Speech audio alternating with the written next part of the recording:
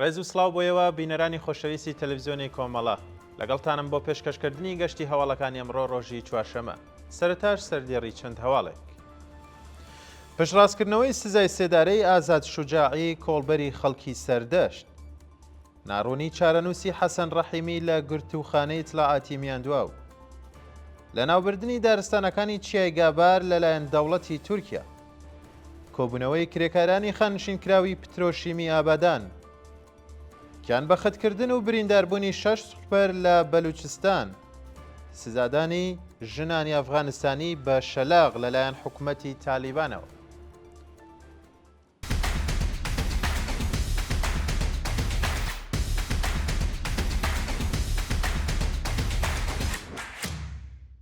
پشتڕاستکردنەوەی سزای سێدارەی ئازاد شوجاعی کۆڵبەری خەڵکی شاری سەردەشت. بە پێڕاپۆرتی ڕێکخراوەکانی مافی مرۆڤ، سزای سێدارەی ئازاد شوجاعی کۆڵبەری خەڵکی شاری سەردەشت بە تۆمەتی جاسووسی بۆ ئیسرائیل و گواستنەوەی کەلوپەلی تیرۆر لە دیوانی باڵای وڵات پشتڕاست کراوەتەوە. بە پێو ڕاپۆرتە لقی سینۆی دیوانی باڵای وڵات بە سەرۆکایەتی قازی قاسم حسێنی کوکەمەری ئەو حکومەی پشتڕاست کردوێتەوە. ئازاد شوجاعی لە ماوەی بەندکرانیدا لە دەست ڕاگەیشتن بە پارێزەر و پەیوەندی لەگەڵ بنەماڵە بێبەش بووە و بۆ ماوەی 8 مانگ لەژێر ئەشکەنجەدا ناچار بە دانپێدانانی زۆرە ملێ کراوە. جێگای ئاماژەیە کە مانگی پوشپەڕی ساڵی 1402 هەتاوی ئازاد شوجاعی هاوڕێ لەگەڵ دوو هاوڵاتی دیکە بەناوەکانی ئیدریس ئاڵی و ڕەسوڵ ئەحمەد محەممەد دەست بەسەر و دواتر بە تۆمەتی جاسووسی بۆ ئیسرائیل محاکمە و بە ئەدام مەحکوم کرابوون. پێشتر وتەبێژی دەستگای قەزای ڕژێم ڕایگەیاندەبوو کە ئەو سێ کەسە لە ژێر ناوی قاچاقی مەشروباتی ئەلکولێ کەلوپەلی پێویست بۆ تیرۆری پەرپرسانی حکوومەتیان هاوردەی وڵات کردووە. دەست بەسەرکردنی فەرهاد کەتخودا قادری لە مەهاباد. لە ڕۆژانی ڕابردوودا شارومەندێکی خەڵکی مەهاباد بە ناوی فەرهاد کەتخودا قادری لەلایەن هێزەکانی حکوومەتەوە دەست بەسەر کراوە. ڕۆژی شەممە دەی جۆزەردانی 1404 هەتاوی هێزەکانی ئیتلاعاتی سوپای پازداران هێرشیان کردە سەرماڵی فەرهاد کەتخودا قادری لە گوندی سەرچناری مەهاباد و ناوبراویان بە بێ بەڵگەی قەزایی و بە توندوتیژیەوە دەست بەسەر کرد.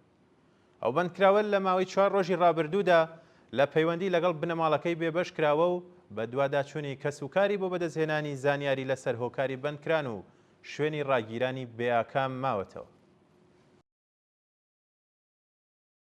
سەپاندنی سزای زیندان بەسەر مەجید دەریایی لە شنۆ.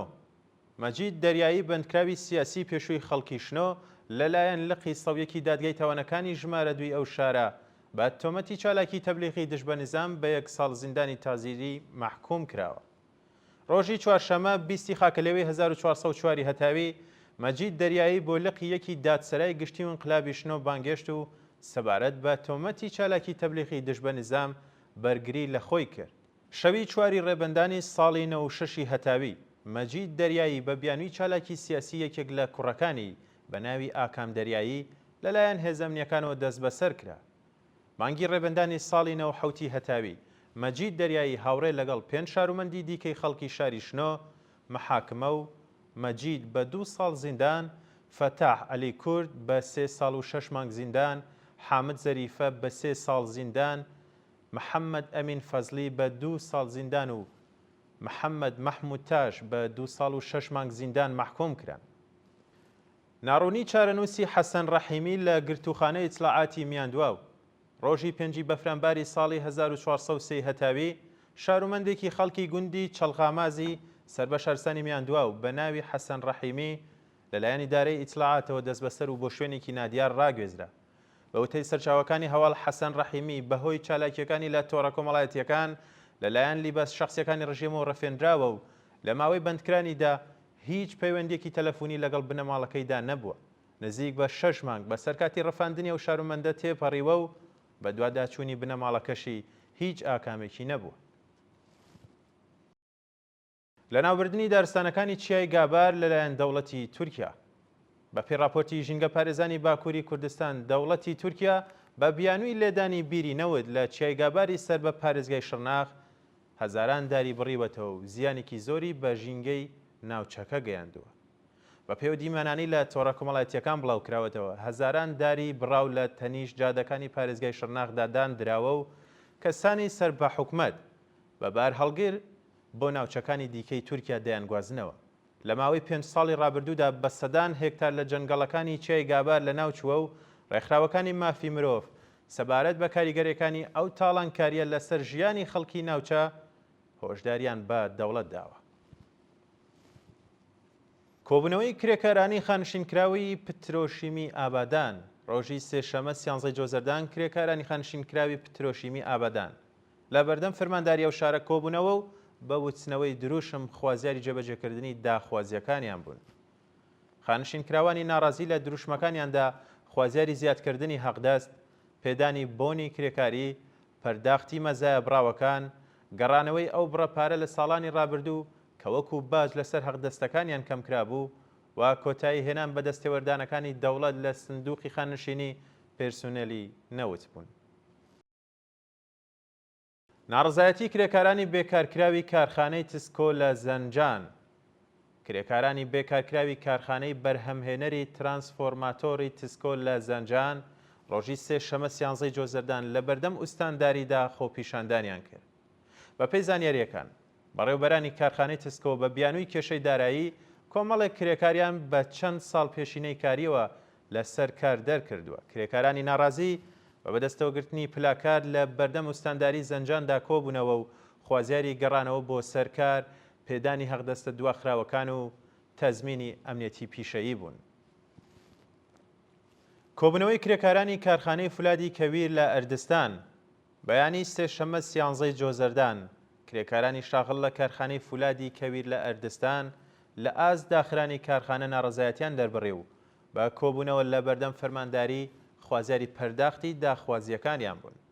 مانگی خەرمانانی ساڵی 1401 هەتاوی کارخانەی فولادی کەویر ئەردستان کرایەوە و مانگی خاکەلەوەی 1404 هەتاوی بە هۆکارێکی نادیار داخرا و خاوەنکار 225 کرێکاری بێکار کرد.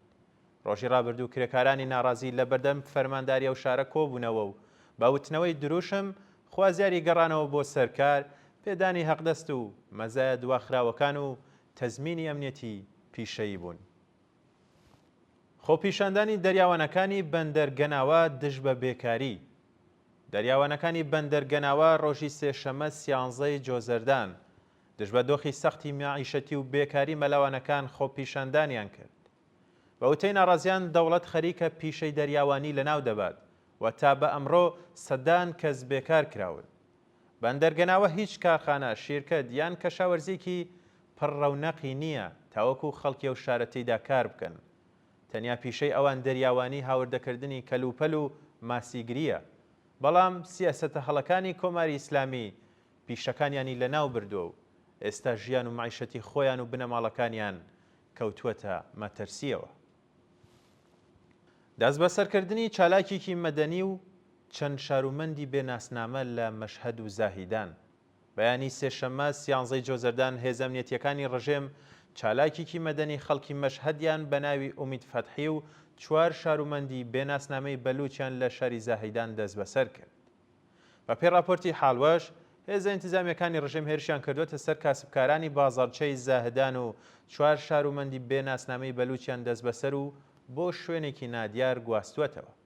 لەلایەکی دیکەشەوە چالاکێکی مەدەنی خەڵکی مەشهەد بە ناوی ئومید فەتحی بە بێ بەڵگەی قەزایی لەلایەن ئیدارەی ئیتلاعاتەوە دەست بەسەر و بۆ گرتوخانە ڕاگوێزراوە. تا کاتی داڕشتنی ئەم هەواڵە هیچ زانیاریەک لەسەر هۆکاری بەندکرانی ئەو چالاکە مەدەنیە لە بەردەستدا نییە. گیانبەختکردن و برینداربوونی 6 سوختبەر لە بەلوچستان. ڕۆژانی دووشەمە و سێشەمە واتە 12 و 13 جۆزەردان سێ سوختبەری بەلوچ لە 3 ڕووداوی جیاجیادا لە بەلوچستان گیانیان لە دەستدا و 3 کەسیش بریندار بوون. بە پێی راپۆرتی حاڵوەش دوو سوختبەری بەلوچ لە سنووری پاکستان لەلایەن هێزەکانی وڵاتەوە دراونەتە بەر دەستڕێژی گولا و لە ئەنجامی ئەو ڕووداوەشدا سوختبەرێکی تەمەن 15 ساڵ بە ناوی محەممەد تەها ڕوشەنزەهی گیانی بەخت کردووە و مامۆی بە ناوی جاسم ڕەوشەنسەهی تەمەن 26 ساڵ بریندار کراوە. لە شارەکانی دەشتیاری و سیریک هێزەکانی ڕژێم بە دوای سوختبەراندا کەوتون و دوو سوختبەر بەناوەکانی نور محەممەد دڵشەب و حسێن ئیسماعیلی بەهۆی ڕووداوی هاتوچۆ گیانیان لەدەستداوە و دوو سوخوتبەری دیکە بەناوەکانی عەبدوڵڵا تاراج و محەممەد عەلی ئیسماعیلی بە سەختی بریندار و ڕەوانەی ناوەندە دەرمانیەکان کراون. لە سێدارەدانی 6 بەندکراو لە 4 زیندانی ئێران ڕۆژانی دووشەمە و سێشەممە 12 و 13 جۆزەردان حکمی ئەدامی 6 بەندکراو بە تۆمەتەکانی دەستدرێژی سێکسی، کوشتنی بانقەست و پەیوەندیدار بە مادەی هۆشبەر لە زیندانەکانی قزل حەسار، سمنان، ورمێ و یاسوج جێبەجێکرا. بە پێی راپۆرتی کانونی مافی مرۆڤی ئێران، 3 بەندکراو بەناوەکانی محەممەد ئەمین ڕستگاری، ناسر نەبیزادە و بهنام غەفاری بە تۆمەتەکانی کوشتنی بانقەست و پەیوەندیدار بە مادەی هۆشبەر لە زیندانەکانی سمنان و ورمێ و یاسوجیش ئیعدام کراون. هاوکات سزای سێداری 3 بەندکراو بە تۆمەتەکانی دەستدرێژی سێکسی و کوشتنی بانقەست لە زیندانی قزل حەسار جێبەجێ کراوە کە ناسناوی دوو کەسیان بریتە لە شکرۆڵا و بێهزاد. و دوایین هەواڵمان سەبارەتە بە سزادانی ژنانی ئەفغانستانی بە شەلاق لەلایەن حکوومەتی تالیبانەوە. ڕۆژی سێشەمە 13 جۆزەردان 3 شارومەندی ئەفغانستانی لەوانە دووژن لەلایەن مەئمورانی دادگای شەرعی حکوومەتی تالیبان لە پێش چاوی خەڵکدا شەلاق دراون. بە وتەی چالاکانی مەدەنی ئەفغانستان 3 شارومەندی دانیشتووی ویلایەتی بەڵخ لەوانە دووژن بە بیانووی پەیوەندی ڕێگە پێنەدراوی سۆزداری و فەحشا لەلایەن چەکدارانی تالیبانەوە لە پێش چاوی خەڵک بە 30 زەربە شەلاق سزا دراون. ڕێکخراوە نێودەوڵەتیەکانی مافی مرۆڤ ڕایان گەیاندووە کە دادڕەسیە قەزایەکانی تالیبان ناڕوونە و بەندکراوان دەستڕەسیان بە پارێزەر نییە. سەرکوتی ژنان لەلایەن ئەو حکوومەتەوە درێژەی هەیە و کۆماری ئیسلامیش بڕیاری دەرکردنی ملیۆنان شارومەندی ئەفغانستانی دەرکردووە کە گیانیان لە مەترسیدایە. بەڵێ بینەرانی خۆشەویست لێرەدا هاتینە کۆتایی گەشتی هەواڵەکانی ئەم جارەش کات و ساتێکی خۆش بۆ هەموو لایەکتان.